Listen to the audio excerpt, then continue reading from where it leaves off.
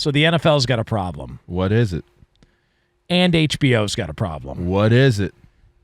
And nobody wants to do Hard Knocks. You know? Like nobody's It's run its course. Yeah, just, teams are trying to avoid having to be a part of Hard Knocks. They're trying to get out of being part of Hard Knocks. And this is normally, they start, letting everybody know which team is coming up, and we all get excited for it. And, man, this is going to be great. And they do the little previews. And, look, it's nothing against HBO. Everything HBO does is well done, except for the show Luck. I don't know if you ever saw that show Luck by HBO. Never seen it. It was a horse racing movie. And I just didn't think it was all that accurate because there wasn't a death every 10 minutes via a horse. But point being, that show was a little bit rough. But HBO, everything they touch is usually pretty fantastic. HBO boxing was always well done. It was. I actually think 24/7 was on HBO, Yes. wasn't it? Yep. Yeah. Game of 24/7. Isn't that where Game of Thrones is not? Is that HBO? HBO? Yeah, it is. Dang. 24/7 is where Hard Knocks kind of came from, Yeah. right? It was the reality show. Floyd Mayweather got followed around. I think it was against De La Hoya. It was everybody. Yeah. And then he did it with everybody. And it was must see it was appointment TV to see Floyd's 24s. And then they did 24/7 for every big fight that they had coming up. Yeah. And it was just really well And then done. Larry Merchant offended Floyd, and then he left and went to Showtime, Yeah. and then 24/7 disappeared. By the way, I think Tyson also left HBO and went to Showtime at one point in his career. And they was doing specials like that on Tyson. It's tell me if you think I'm crazy on Okay, this. you are crazy. All right, but random thought. Okay. I think part of the decline of boxing has been since HBO no longer carried the sport. Do you think boxing is in decline? We had a boxing segment on the show yesterday. Did you? Yeah, we did. You had a boxing segment without me? Brought our expert on. You had a boxing segment without me. Well, you aren't here. I don't program the show when you're in. Like, let me tell you something. We do a lot of things differently if I was dictating the show. Let me tell you something. What? Tell me. First day you're not here. Yes. 3 hours of Penn State. Two can play this game. Two can play.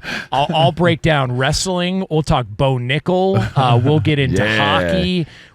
Roman Bravo Young is entering into like the UFC arena, like as an amateur, but he's entering into that realm. Lee, RBY. First show, LaVar's not here. I want you to book a yard duty from the campus of Penn State. Get him on the air, and we'll talk 2 segments with that person. That's so funny. Yeah, you want to play that game. But it was a great segment, too. Rhett Butler from Pretty Left Hook up on Game I'll Presents. be the judge of that.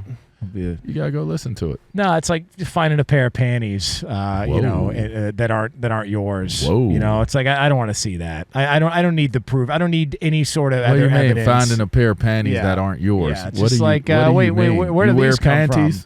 From? Like what are these? These aren't mine. It's just it's uncomfortable. I don't wear panties, my G. You know what I mean. Oh, okay, I was just trying to understand where you're coming from. The point is, HBO, you gotta ask these days, that is true.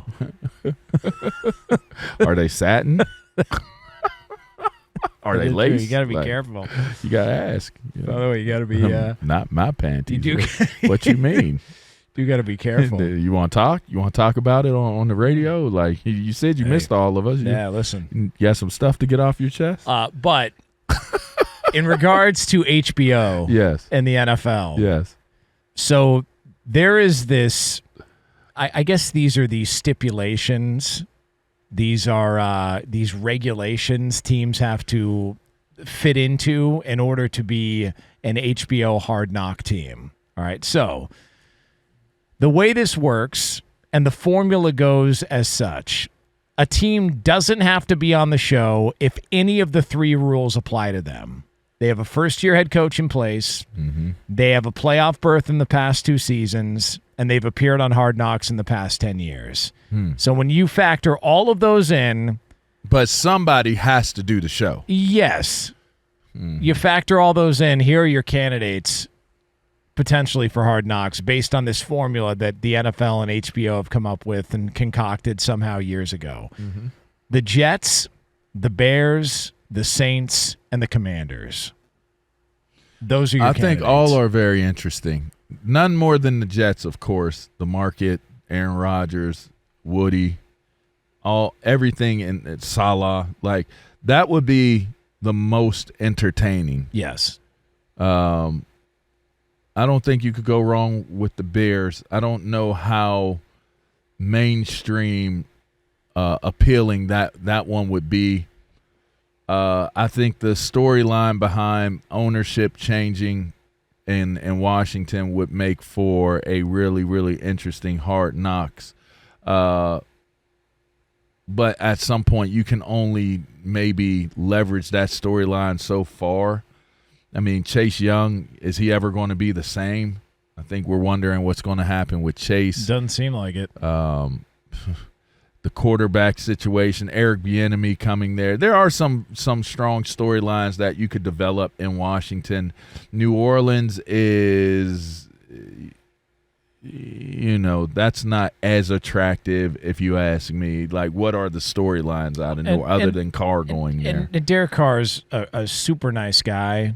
But that's probably not made for HBO TV. And also, we saw him on Hard Knocks I was about to say, a couple years ago, before, and the highlight was Antonio Brown burning his feet off in a cryo chamber. And coming to camp in an air balloon. Yeah, well, that too. Yeah, there's with that, his feet all that burnt fun up. stuff.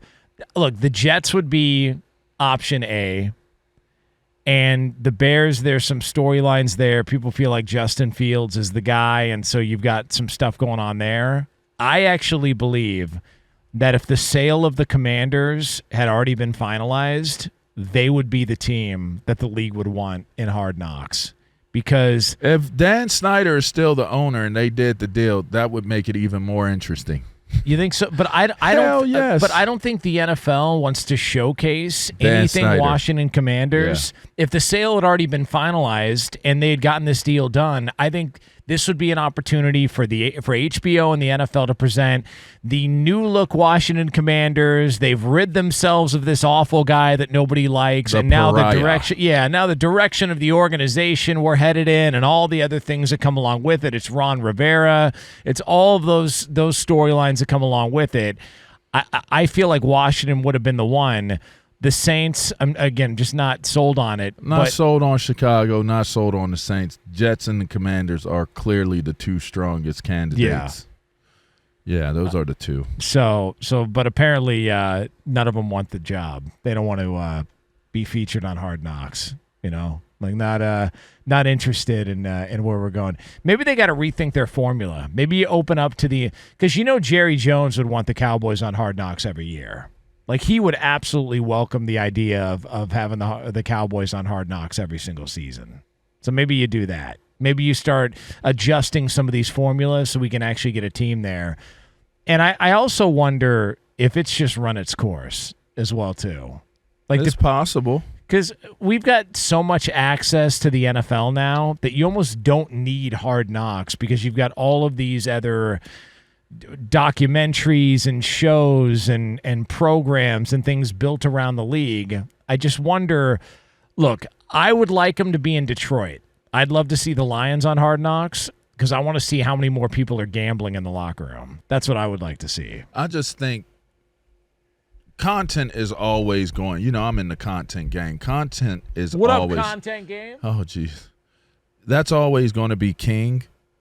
I just think they have to get a little bit more creative in how they make, like, 24/7. Hard Knocks almost needs like a revamping of the approach, is what I would say. Don't change the format in terms of how it's narrated and just the quality of the shots, but I just think that they need to kind of figure out a way to revamp it, because I just think people have lost interest in it because I don't feel like you're really getting the real thing from these franchises. It's what they want you to see. It doesn't go down like in 24/7. Whatever it is that Floyd was doing, he was literally giving you all access. And I think that's what it was called when he went to Showtime, was all access. Like, if it's all access, then people are going to watch it. But fluff pieces that are very well produced, people will watch it. They will be interested in it because that gives them their football fix. But you're sitting there watching it like, man, you're giving us what you want us to see. A little watered down now. It's just very. I think it became so watered down because nobody wants to expose what's really going on, that it's kind of like a soap opera. Like, I don't want to see this mess. Like, I want to see what's really going on. I get also the first-year head coaches not being a candidate for this, because if you're a first-year head coach, you're trying to get everything together and get everything buttoned up and have some sort of a direction for your team. I can understand why having a bunch of cameras there could throw you off a little bit. Like, that should be the one. You're going to have a bunch of cameras there anyway. Well, I'm just saying, like, that should be the one to where you're a pro coach. First-year head coach. You're a pro coach. You don't need all the distractions. Deal with it. You're a pro coach. Yeah. Well, you know what I mean? You get paid to do a job, and it's at the pro level.